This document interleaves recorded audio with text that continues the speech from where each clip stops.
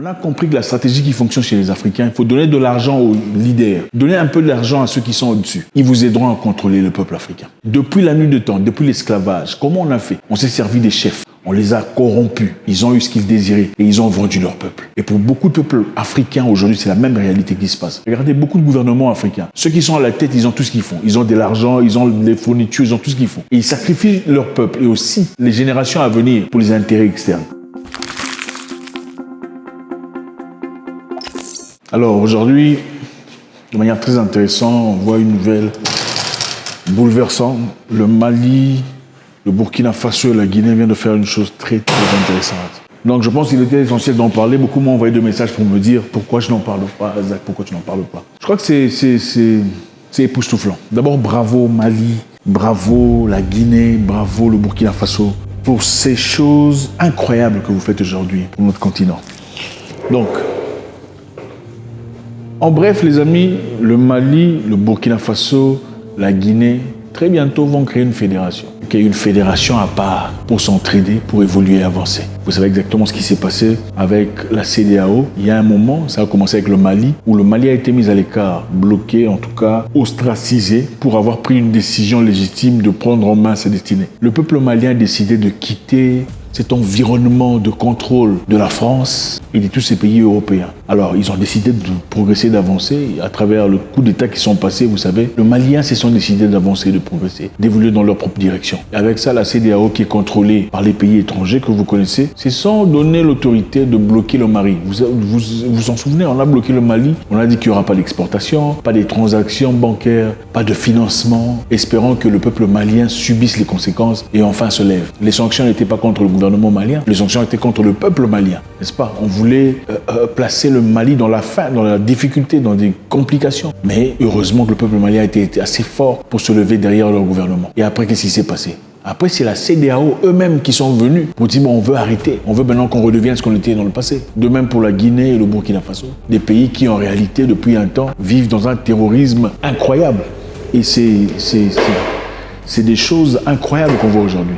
Maintenant, de manière très intéressante, le Mali, le Burkina Faso, la Guinée, qui sont des pays qui se sont levés depuis un moment pour leur propre destinée, contrairement à beaucoup de pays d'Afrique où les gens sont là, en fait les chefs sont là, ils sont dirigés par l'Europe, ils sont dirigés par la France. En fait, vous savez comment ça se passe, hein? Vous, en tant que chef, on vous donne des moyens, vous avez l'argent, vous avez tout ce qu'il faut, vous mangez, du moment que vous mangez, vous pouvez aider à assujettir leur population. Les Maliens ont refusé. On a dit, on va aller dans une bonne direction, dans une direction légitime ou rien. Ils se sont associés aux Russes dans le but de détruire le terrorisme qui bat son plein au Mali, au Burkina Faso et en Guinée. Et aujourd'hui, l'Europe n'aime pas ça. Maintenant, la CEDEAO est en colère. Pourquoi la CEDEAO est en colère? La CEDEAO qui a sanctionné le Mali, disant que le Malien, le Burkina Faso et la Guinée ne feront pas partie de la CEDEAO. Ils sont fâchés maintenant qu'ils entendent que le Mali, le Burkina Faso et la Guinée se sont mis ensemble pour créer une fédération. N'est-ce pas,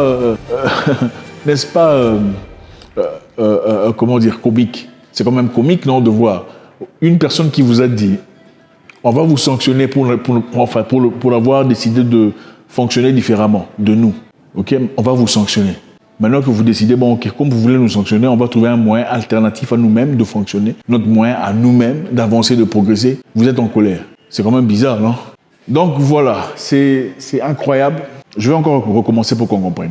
La CEDEAO a sanctionné des pays africains qui se sont décidés de finalement pouvoir prendre en main leur destinée. D'accord?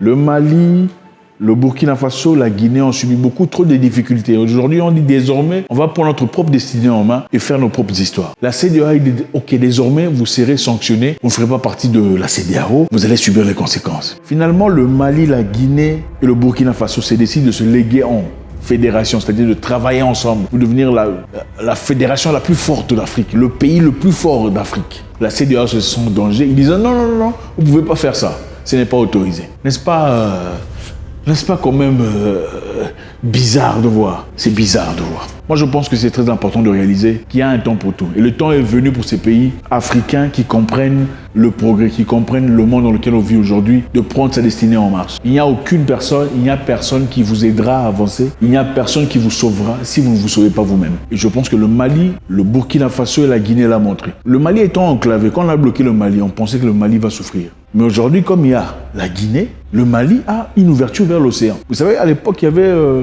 la Côte d'Ivoire, le Sénégal, tout ça qui servent de moyens de transaction, de moyens de transmission de biens, de nourriture et de médicaments pour le Mali à travers les océans, n'est-ce pas? Puisque le Mali est un pays enclavé. Et comme le Mali, en coopération avec la Guinée, en coopération avec le Burkina Faso, aujourd'hui sont en capacité de pouvoir faire entrer ce qu'il faut comme nourriture, ce qu'il faut comme médicaments, ce qu'il faut comme importation à travers la Guinée. Et c'est là faisant maintenant, sans le comprendre, de la Guinée le plus grand port de l'Afrique de l'Ouest. Contrairement à ce qui se passait dans le passé, maintenant la Guinée sera le plus grand port de l'Afrique de l'Ouest, n'est-ce pas? En fait, c'est une histoire qui n'a pas commencé aujourd'hui. Il y a très longtemps, le Sénégal, le Soudan et le Mali voulaient fonder une fédération en 1959. Et ce qui s'est passé pour ceux qui savent.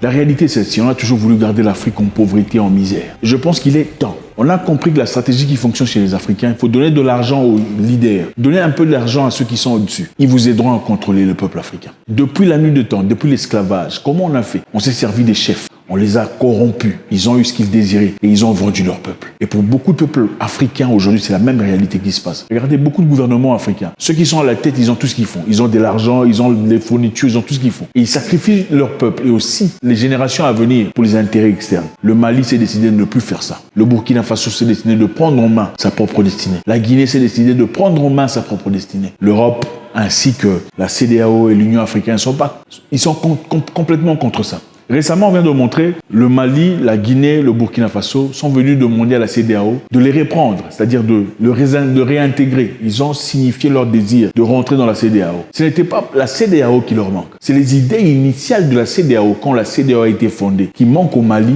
au Guinée et au Burkina Faso. Donc c'était l'idée qu'on a fondé, l'esprit de la CEDEAO antérieur. Pas l'esprit présent, mais l'esprit antérieur. Maintenant, si la CEDEAO refuse de laisser accéder le Mali, le Burkina Faso et la Guinée, qu'est-ce qui se passerait? Ça donnerait une raison légitime au Burkina Faso, au Mali et à la Guinée de fonder leur fédération, même devant l'Union africaine, disant ok, désormais les amis, vous avez refusé de nous accepter, comme vous avez refusé de nous accepter, maintenant nous on a décidé de fonder notre propre fédération qui deviendra une fédération très forte, en effet un pays, si on peut le dire comme ça, le plus puissant de l'Afrique de l'Ouest. Et le port le plus puissant de l'Afrique de l'Ouest étant en ce moment-ci ou en Guinée, contrairement à ce qui se passait dans le passé.